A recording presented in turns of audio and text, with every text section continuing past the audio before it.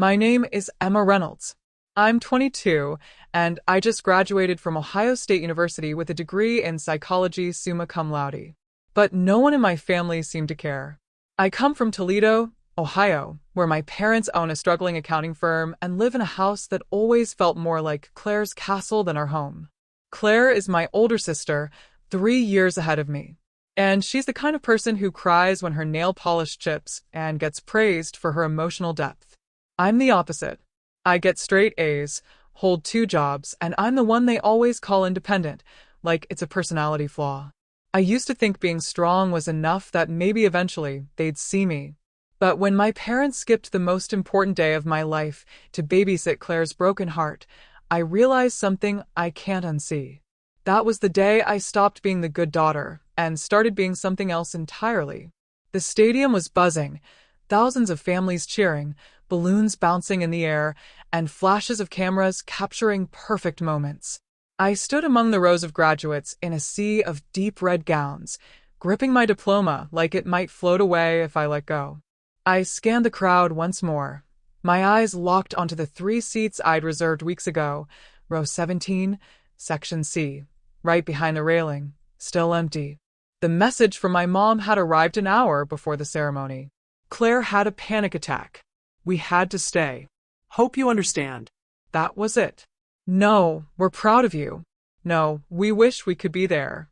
Just a sentence cold as glass, like missing my graduation was an unavoidable errand on a grocery list. The crowd erupted as someone's name was called. Applause, screams, a whole family waving neon signs. I smiled for a classmate's camera, but I could feel my jaw trembling. My name echoed over the speaker system. Emma Reynolds, Bachelor of Science in Psychology. And for a second, I hesitated. As I walked across the stage, the lights felt too bright, too hot, and the clapping sounded distant, as if I was underwater. No familiar voices called out, no faces I recognized, just strangers cheering like they were being polite, like I was just one more face in the rotation. I forced a smile as I took the diploma, trying not to look like the only person on stage with no one in the stands. But I was. After the ceremony, I drifted away from the crowds. Parents hugged their kids. Couples kissed. Siblings wrestled playfully in their dress clothes. I walked through it all like a ghost, alone. I asked a girl from my stats class to take a few photos of me. I smiled at them. I really tried, but when I looked back later, even I could see it. My eyes were screaming. I should have gone to dinner with friends. Should have celebrated, but I couldn't. I went back to my apartment instead. I didn't take off the cap and gown right away. I just stood in front of the mirror, staring. The fabric felt heavy, the silence louder than the stadium had been. My phone buzzed again. Another message, this time from Dad. We'll celebrate another day. Claire had a fight with her boyfriend. She's still not okay. You understand that word again? Understand? Like I was built for sacrifice. I sat down on the edge of my bed, gown still on, diploma clutched to my chest like a shield. That night, something in me cracked. Not loud, not dramatic, just a quiet split, like glass under pressure. I realized I had spent my whole life hoping for their applause, but it was never coming. Not for me. By midnight, I was still sitting there. In the mirror, I looked like a stranger, a girl dressed for someone else's celebration. I stood up, opened my closet, and pulled out the old suitcase I hadn't touched since freshman year. If I had to disappear to be noticed, so be it. I didn't sleep that night. I laid on my bed in my gown until the sun started to rise, bleeding through the thin curtains of my apartment like a quiet dare. Will you still be invisible today? By 6 a.m., my suitcase was packed. I didn't need much, just my laptop, some clothes, my battered notebook filled with half-written thoughts, and the necklace my grandfather gave me when I turned 16. I left the cap and gown hanging on the closet door like a ghost I no longer owed anything to. My apartment lease had 2 weeks left. I could have stayed. But suddenly I couldn't breathe in that space anymore. Not when every corner reminded me of all the nights I stayed up studying, telling myself they'll be proud someday. They weren't. I didn't say goodbye. I didn't tell anyone. Not even Zoe. I just texted her. Gone for a few days. I need air. I knew she'd understand. Or at least wait until I was ready. She always did. The drive back to Toledo was quiet. I played a playlist I hadn't touched since high school. Half of the songs reminded me of sitting in the back seat on family road trips, pressed against the window, while Claire chose all the stops. My parents had always told me I was so easygoing. But I wasn't. I just learned early on that saying what I wanted didn't change anything. When I pulled into the driveway of the house I grew up in, nothing had changed. Same porch swing with a broken chain on one side. The same flower bed Mom always insisted she'd replant next season. Same heavy silence behind the front door. I didn't knock. I walked straight in. My keys still worked. The smell hit me first. Coffee, bacon, and that hint of Claire's rose perfume. I heard voices in the kitchen. They were laughing. Less than 24 hours after skipping my graduation. I stood in the hallway for a second, fingers tight around the suitcase handle. Then I walked in. The room froze. My parents were mid-bite. Claire sat in her pastel pink robe, scrolling on her phone like nothing happened. Emma. Dad blinked. What are you doing here? I dropped the suitcase next to the fridge. Just came to grab a few things. Mom stood up, already shifting into defense mode. Sweetheart, I know you're upset, but Claire was having a really hard time yesterday.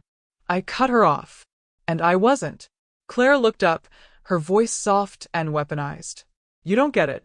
My anxiety was spiraling. You think I wanted to ruin your day? You didn't ruin it, I said. You erased it. Dad sighed. Emma, don't be dramatic. There it was. The classic Reynolds family move: minimizes, dismiss, deflect. I walked that stage alone, I said, voice shaking. I looked into the crowd and saw nothing because you chose her again. Claire leaned back, arms crossed. God, you always make everything about you. I snapped. No, you make everything about you.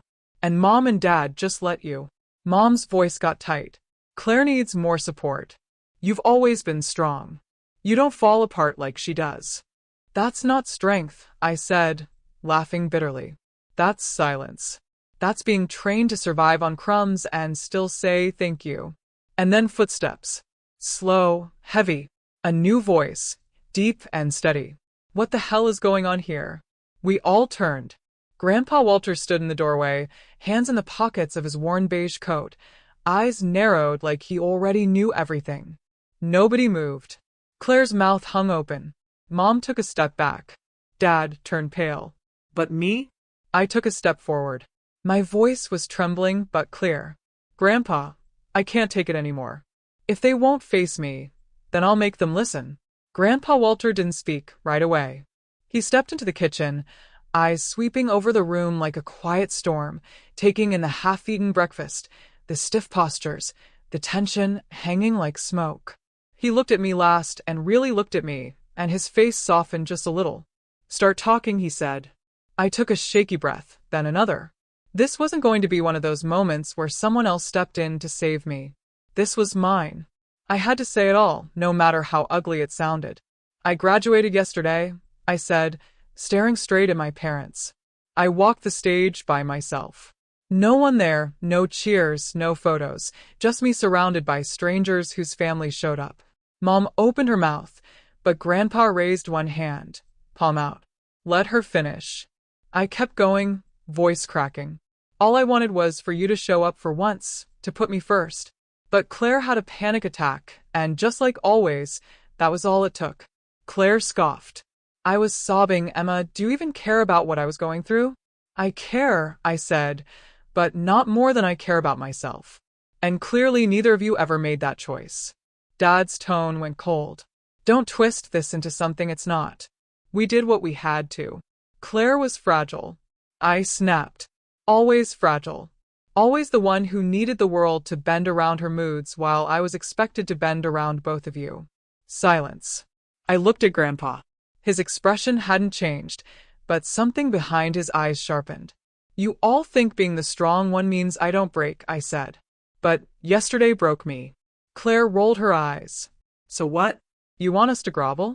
It's not like graduation can't be replayed on YouTube. Something in me snapped. You really don't get it, do you? I turned to my mom. 15? That's how old I was when Claire had a meltdown before my birthday. You canceled the dinner reservation and took her shopping to calm her down. Dad frowned. Emma. 16, I said louder, cutting him off. I won a state science award. You barely looked at it before asking Claire how many likes she got that week. I turned to Grandpa again. This is what it's always been like. Every moment I've worked for minimized. Every accomplishment ignored. But the second she cries, the whole house stops. The kitchen was dead quiet. Grandpa stepped forward, face tight, voice low. Is this true? No one answered. He looked at my parents one at a time. I've been sending you money every month, helping you cover mortgage payments, keeping your little business afloat. You told me things were tough, but you never said the cost was treating my granddaughter like she didn't exist. My mom's hands trembled. Dad, it's not like that. Claire she needed more help. No, he said flatly. You needed help and I gave it. But I didn't do it, so you could use Emma's silence as your excuse. Claire's lip curled. You don't understand. I have anxiety. If I'm not okay, the whole house isn't okay. Grandpa turned to her and his voice dropped into something even colder. Then maybe it's time the house stopped revolving around you. Claire's face twisted, but she said nothing. Then Grandpa turned back to me. Emma, he said, do you want to come live with me? You deserve better than this. I blinked. Yes. Yes, I do. That was when Mom's voice cracked. Wait, you're serious, Dad. You can't just take her. What are we supposed to do? You'll manage, he said. You've got your golden child. Dad stepped forward, his voice rising. Walter, think about the business. If you pull out now, you should have thought about that before you pulled out of your daughter's life, Grandpa said, not even looking at him. I grabbed my suitcase from the floor. It felt lighter this time. Grandpa placed a hand on my shoulder. Pack your bags, Emma, he said. I'm taking you home. Grandpa's house in Grand Rapids felt like stepping into another world, one where no one tiptoed around Claire's mood swings or whispered criticisms behind closed doors. It was a modest two-story place with creaky floors and bookshelves that lined the walls like quiet sentinels. The living room smelled like cedar and old paper, and for the first time in years, I could exhale without bracing for someone else's meltdown. He didn't ask questions right away. Just helped carry my bag inside, pointed to the guest room, and said, the bed's made. Bathroom's down the hall. Dinner's at 6 if you want it. I did. And I ate more in that one quiet dinner than I had in weeks. Not just food, but comfort. The next few days were strange in their simplicity. I woke up when I wanted, ate breakfast while the sun streamed through the kitchen window, and didn't have to filter my every move through the invisible question, will this upset Claire? One morning, Grandpa slid an envelope across the table. I opened it with shaking hands. My acceptance letter, Michigan State University, master's program in psychology, partial scholarship. I stared at the words, unsure if I was reading them right. I had applied months ago and never expected to get in. Not really. Not with everything going on. Grandpa leaned back in his chair, watching me with a steady calm. If that's what you want, I'll cover the rest. I couldn't speak. I just stood up and threw my arms around him, sobbing into the shoulder of his flannel shirt. He didn't say much, he never did, but his hand patted my back gently, like an anchor. I had no words for the way that felt, only the certainty that this right here was the kind of love I had spent my whole life reaching for and never quite catching. I texted Zoe later that day. I got in, starting grad school this fall. Grandpa's helping. I'm okay. She replied immediately. Told you, you were never invisible. They just refused to look. But of course, not everyone was ready to let go. The first text came 2 days later. Then another. Then another. All from Mom. We miss you. Please come home. Claire's feeling awful. She didn't mean to hurt you. Don't make Grandpa cut us off. This is tearing us apart. None of them mentioned my graduation or my name. Then Dad chimed in. Emma, we know we were wrong, but family means forgiveness. Come back. Claire's not well. And finally, Claire, are you happy now? You ruined everything. Just admit you wanted to make us suffer. I stared at the messages, each one more manipulative than the last. None of them were sorry. Not really. They were just scared of losing the money the comfort, the illusion of control. I wanted to test something. One last chance to see if they'd ever choose me for real. I typed one sentence and hit send. I'll consider coming home if Claire moves out.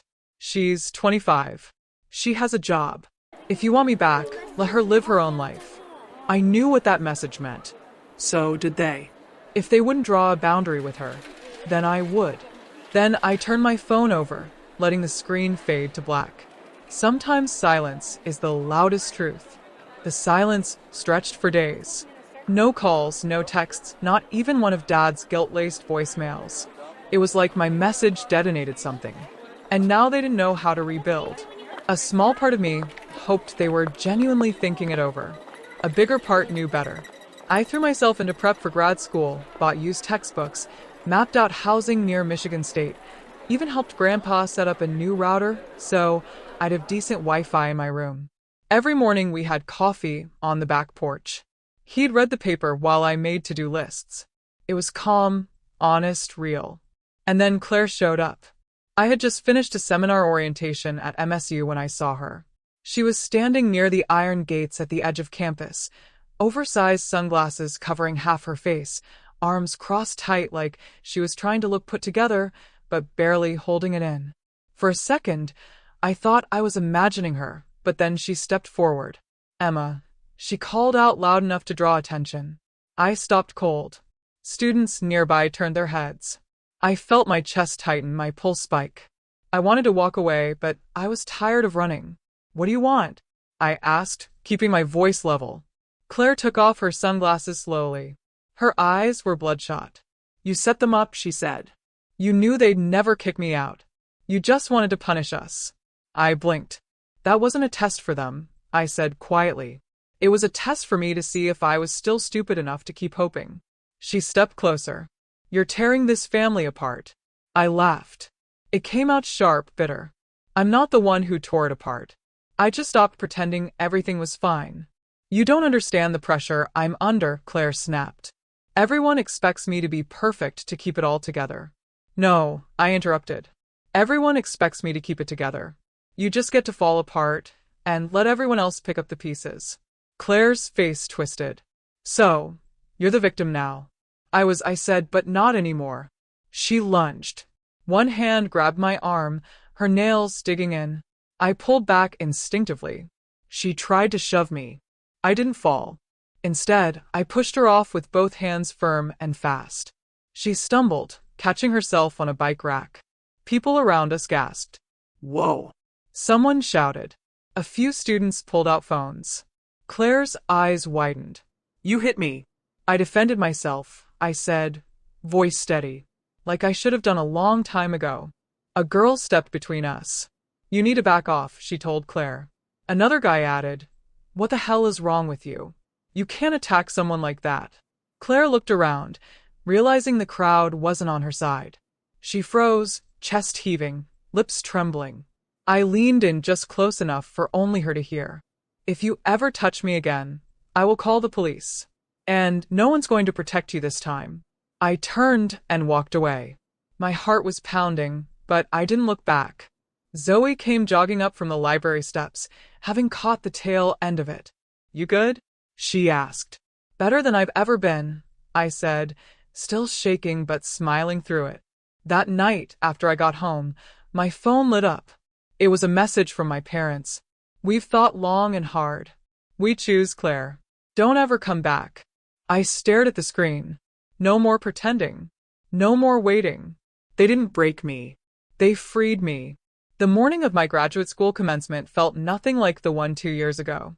No dread, no silent tears, no checking my phone, hoping someone might still show up. This time I knew exactly who would be there. Grandpa Walter sat in the front row of the auditorium, wearing a dark blue suit with a sunflower pinned to his lapel, my favorite flower. Zoe was beside him, holding a poster that read, Emma Reynolds, finally seen. I laughed when I saw it. She shrugged, unapologetic. The announcer's voice echoed through the hall. Emma Reynolds, Master of Science in Psychology. Applause erupted, not polite, scattered claps like before, but real thunderous cheering. I stepped across the stage slowly, my head held high. I wasn't walking for them anymore. Not for Mom, not for Dad, not even for Claire. I was walking for me. When I accepted the diploma, I turned toward the crowd and there he was, Grandpa, standing tall, eyes wet, but proud, clapping with a strength that somehow filled the entire room. For a moment, I let myself absorb it. Not just the applause, but the freedom, the weightlessness of no longer needing to prove my worth to people who never intended to see it. After the ceremony, we took photos outside in the crisp Michigan air. Zoe made me do a silly jumping pose. Grandpa handed me the sunflowers, his voice quiet but steady. You flew higher than any of them ever thought you could. I only made it because you gave me a place to take off from, I said. He smiled, but there was something heavy in his gaze, like he wished he'd seen the truth sooner. I didn't need him to say it. He'd shown me, in every quiet act, every morning cup of coffee, every time he called me by my name like it meant something. Back at his house that evening, we sat on the porch like we always did, the sky streaked with gold and lavender. He poured us each a glass of iced tea. Zoe was inside blasting music and reheating leftovers. I heard the Carter house went up for sale, Grandpa said suddenly. Their business folded last fall. Bankruptcy hit hard. I know, I said. Someone from our old neighborhood sent me a photo, for sale sign, right in the front yard. Claire's still posting cryptic things on social media. Last I checked, she moved into a tiny apartment downtown. No makeup tutorials lately. He looked at me for a long moment. How do you feel about that? I thought about it. Not happy, not sad either, just fair. It feels fair. He nodded. That's all we can ask for sometimes. Not revenge, just balance. I leaned back in the chair, watching the stars start to blink awake in the sky. You know, I said softly, I used to think love was something you earned, that if I was good enough, patient enough, they'd finally give it. They didn't, Grandpa said. No, I said. But you did. The breeze was light, the kind that doesn't ask you to brace for it. I didn't hear from my parents again. Not after the final message. I never answered it. I never needed to. Some people will never love you the way you deserve. And that's not your fault. It's their limitation. And sometimes walking away isn't giving up. It's choosing yourself. I didn't lose a family. I found myself.